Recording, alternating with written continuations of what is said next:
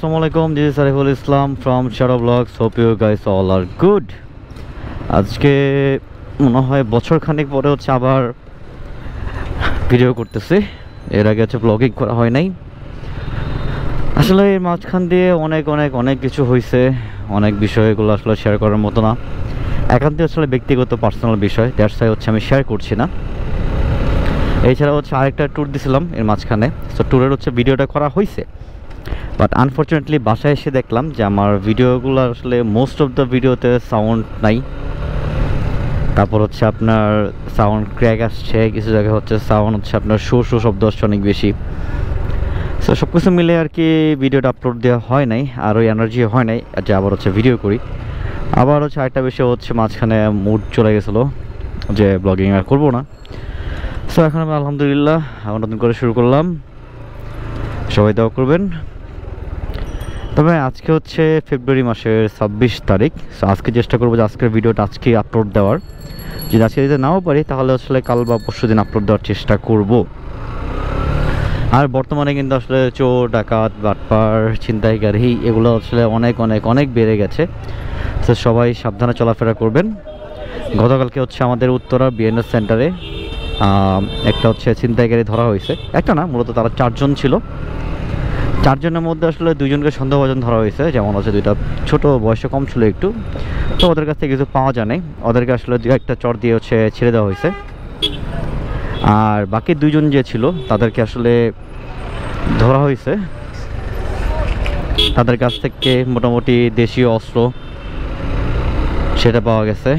এছাড়া হচ্ছে আপনার কি বলে, একজনকে হচ্ছে আপনার হাতে নাতে ধরছে। সে মূলত একজনের কাছ থেকে ফোন টান দিয়ে দৌড় দিতে নিয়েছিল। সো ওই মোমেন্টে আসলে তাকে ধরা হয়েছে, আর বাকিদেরকে এরপর ধরা হয়েছে। সো এইসব কিছু মিলে আর কি সাবধান। ওই যে ভাই কি না ভাই, এটা থেকে ভালোই মনে হইলো। ওই যে দেখেন আরেকজন এমনিতেই হচ্ছে আপনার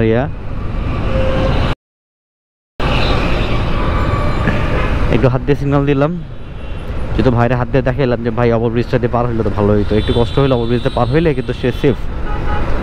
এখন সে যেভাবে পার হচ্ছে এটা কিন্তু সেফ না, কারণ অনেক গাড়ি আসলে দূর থেকে দেখবে না, বা কেউ দেখা গেল যে ওভারটেক করার জন্য মাথাটা বের করে দেখলো যে উনি রাস্তার মধ্যে হয়ে পার হচ্ছে, তখন কিন্তু আসলে একটা কলিশন হওয়ার চান্স থাকে। যদিও আমি হাত দিয়ে সিগন্যাল দিয়েছিলাম পিছনে প্রাইভেট কারকে, সে সাইড দিয়ে দিয়েছে। সো এখন সে হচ্ছে আপনার জসীমউদ্দিন ফ্লাইওভারের উপরে যাচ্ছি হচ্ছে গুলশান, একটু কাজ আছে। তবে সবথেকে দুঃখজনক বিষয় হচ্ছে এখন অন্য সময় জ্যাম পাইতাম হচ্ছে এয়ারপোর্ট থেকে একদম হচ্ছে আপনার ওই যে এলিভেটেড এক্সপ্রেস ওইতে উঠা যায় রাস্তা ওই পর্যন্ত, আর এখন মূল জ্যামটাই পাই হচ্ছে এলিভেটেড এক্সপ্রেসে উঠার রাস্তাটা পার হওয়ার পরে আপনার হচ্ছে খিলক্ষেত, যে আপনার 300 মিটার যাওয়ার রাস্তা, আর হচ্ছে আপনার খিলক্ষেতে পার হয়ে আর কি খিলক্ষেত থেকে পুরোটা জ্যাম থাকে বিশ্বরোড পর্যন্ত। বিশ্বরোড একটু আগ পর্যন্ত আপনার যেখান থেকে আসলে 300 মিটার গাড়িগুলো আলাদা হয়, আর হচ্ছে আপনার যমুনার দিকে যে গাড়িগুলো আলাদা হয়, ঠিক ওইখানটা আসলে জ্যামটা লাগে। ডানের গাড়ি বামে থাকে, বামের গাড়ি ডানা থাকে। আর এই পাশে যে গ্যাসের সিরিয়াল, এ তো লাস্টটা যে আছে ওনার মনে হয় গ্যাস নিতে আজকে রাতের 6টা-7টা বাজবে। যেভাবে আসলে সেকেন্ড লেন থেকে দাম করে চলে আসাটা খুবই রিস্কি। আমি দেখি 200 টাকা তেল নিয়ে নেই, এখন হাতের অবস্থা একটু খারাপ, দ্যাটস ওয়াই আসলে আমি একটু কম টাকারই তেল নিচ্ছি। ভালো ভিড় আছে ভিতরে, তো ভিতরে ঢুকবো না। এর পাশেই পাম্প আছে একটা, এটা হচ্ছে MS মাসুদ হাসান, আর পাশেটা হচ্ছে GF ট্রেডিং। সো এখান থেকে আমি 200 টাকা তেল নিয়ে যাই, যদিও তেল লাগবে না তারপর নিয়ে নিচ্ছি, কারণ আপনার যাতে আসার সময় সে প্যারা না হয় এই কারণে। সো চলেন তেল নিয়ে পরে ব্যাক করতেছে। বিসমিল্লাহ। আলহামদুলিল্লাহ বের হয়ে গেলাম তেল নিয়ে 200 টাকার। আর উপর দিয়ে যাওয়ার কারণ হচ্ছে নিচ দিয়ে যদি যাই তাহলে আমার একদম লোকাল বাসের জ্যাম ট্যাম এগুলো সব কিছু আসলে কাটাতে হবে, সেই জন্য উপর দিয়ে চলে আসা।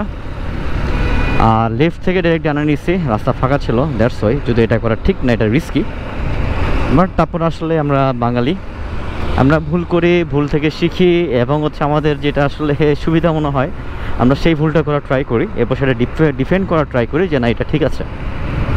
যদি আমি যেটা করছি ঠিক নাই, তবে একটু সুযোগ সুবিধার জন্য আসলে উপর দিয়ে আসা। আর ওই দেখেন সামনে সিরিয়াল দেখতে পাচ্ছি, যদি এটা রানিং সিরিয়াল। মূলত এলিভেটেড এক্সপ্রেসওয়ের যে জায়গাটা, ওটা পার হওয়ার পর থেকেই মূলত আসল সিরিয়ালটা শুরু হবে। আমাকে কে যেন কল দিচ্ছে, আচ্ছা জোয়েদ। আচ্ছা আমি কলটা ধরি, পরে কথা হচ্ছে। ওই যে দেখেন উল্টা যায়। মানে দেশটা কি যে বলবো, ওই পাশে কিছু একটা হচ্ছে।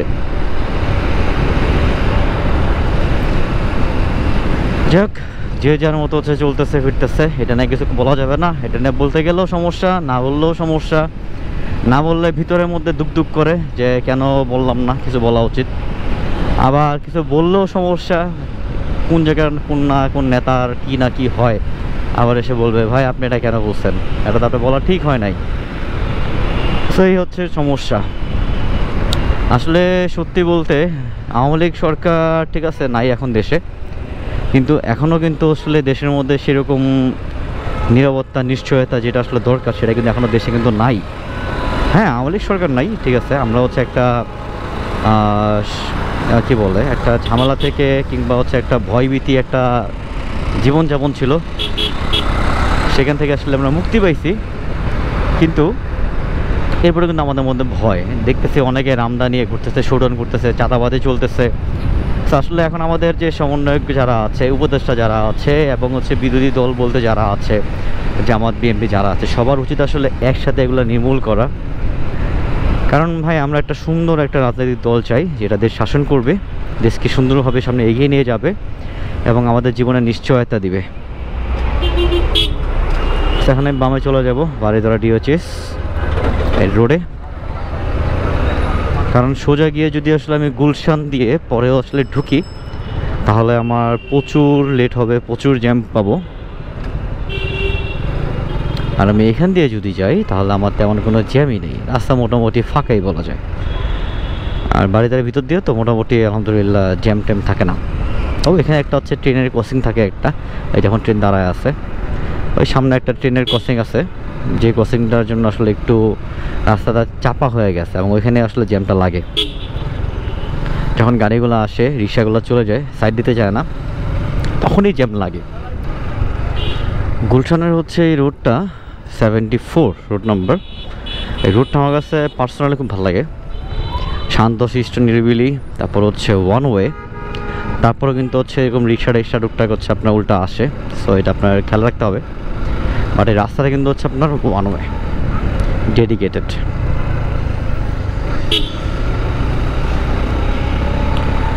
যাই হোক, সো এখন যাচ্ছে হচ্ছে আপনার গুলশান 2 ইউনিমার্টের এখানে। কিন্তু এখানে তো পুরো আপনার জ্যাম লাগাই দিছে,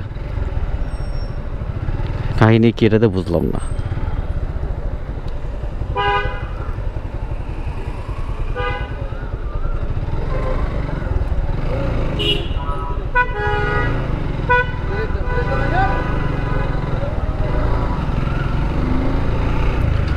এটা হচ্ছে ওয়ান ওয়ে, তারপরে মানুষজনে কেন এই রোড দিয়ে ঢুকতে চায় এটা আমি এখনও বুঝি না। যাই হোক, আমি আমার কাজে যাই। সো আজকের ব্লগ আসলে তেমন কোনো কিছু স্পেসিফিক টপিক নিয়ে না, আমি টপিক উল্টাই ফেলছি সব। যাই হোক, সো আজকের ব্লগ কিন্তু কোনো স্পেসিফিক হচ্ছে আপনার টপিক নিয়ে না। আজকের টপিক হচ্ছে একদম সাধারণ নর্মাল লাইফস্টাইল, যেরকম চলছে সেরকম। সামনে হচ্ছে আপনার সাবজেক্ট লাইট হয়ে আছে। তবে হ্যাঁ, সাদিকারে ভাই বোনেরা যারা আছেন তাদেরকে সমবেদনা জানাচ্ছি মনের অন্তঃস্থল থেকে। আসলে আপনাদের আসলে কেমন লাগছে সেটা আসলে বুঝতেছি। আমার এই যেখানে আসলে খারাপ লাগতেছে এবং হচ্ছে আমার ভিতরটা হচ্ছে পুড়ে যাচ্ছে এরকম ফিল হচ্ছে, সেখানে আসলে আপনাদের যে কেমন লাগছে সেটা আসলে বলে প্রকাশ করার মতো না, এটা আমি বুঝতেছি। সো আপনারা আবার ঘুরে দাঁড়াবেন, আগুনে পুড়ছে সমস্যা নেই ভাই। আপনার মধ্যে যদি ইচ্ছা শক্তি থাকে, দম থাকে, আপনি অবশ্যই আবার ঘুরে দাঁড়াতে পারবেন ইনশাল্লাহ। তা আবার ছোটো থেকে শুরু করেন, ইনশাল্লাহ আবার বড় হবেন। আর আশা করতেছি যে আমাদের সরকার থেকে আসলে তাদেরকে একটা ভালো অ্যামাউন্টের একটা যাতে ক্ষতিপূরণ দেওয়া হয়, যাতে হচ্ছে তারা অ্যাটলিস্ট তাদের ক্ষতিটা পোষে মানে উঠতে তো ইনস্ট্যান্ট পারবে না, অ্যাটলিস্ট তারা যদি ব্যবসা প্রতিষ্ঠান আবার শুরু করতে পারে, ওরকম একটু হচ্ছে যে সুযোগ সুবিধা দেওয়া হয়, লোন দেওয়া হয়, তাহলে তাদের জন্য তো ভালো হবে। সো এইটুকু হচ্ছে আবেদন রইল। সো আজকের ব্লগ এখানে শেষ করতেছি। দেখা হচ্ছে আগামী নেক্সট ব্লগে। ওই পর্যন্ত সবাই ভালো থাকুন, সুস্থ থাকুন এবং শ্যাডো ব্লগসের সাথেই থাকুন। অনেকদিন কথা বলা হয় না তো, একদম হচ্ছে আপনার এতটুকু কথা বলতেই আসলে টায়ার্ড হয়ে গেছি, গলা শুকায় গেছে। এখন আসলে আপনার ইউনিভার্সিটি গিয়ে একটু পানি খেতে হবে। ফ্রেন্ড আছে একটা জব করে, স্যার বলতে হবে 10 সেট পানি খাওয়া বা কিছু একটা খাওয়া। ইউনিভার্সিটি আসলে প্রোডাক্টের দাম অনেক বেশি, আমাদের হচ্ছে এফোর্ডের বাইরে। ওয়াও, এটা কি গাড়ি? এটা জিপ টাইপের কিছু একটা হবে। এই যেখানে জ্যামটা লাগে মূলত হচ্ছে ইউনিভার্ট থেকে গাড়িগুলো বের হয়ে ঢুকে, এই জন্য দাঁড়া থাকে অনেক গাড়ি, অনেক রিক্সা। আর পিছনে তো গুলশান সিগনাল আছে। সো যাই হোক, আজকের ব্লগ এখানে শেষ করতেছি, দেখা হচ্ছে নেক্সট ব্লগে।